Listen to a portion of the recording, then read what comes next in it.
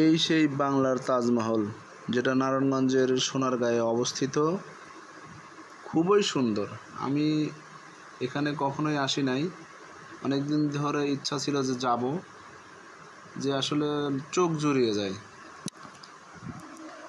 যেহেতু কোনো দিন ভারতের আগ্রা তাজমহলে যেতে পারবো কিনা জানি না, তবে এখানে আসার পর থেকে আর কি সেখানে যাওয়ার আগ্রহটা হারিয়ে গেছে আমার।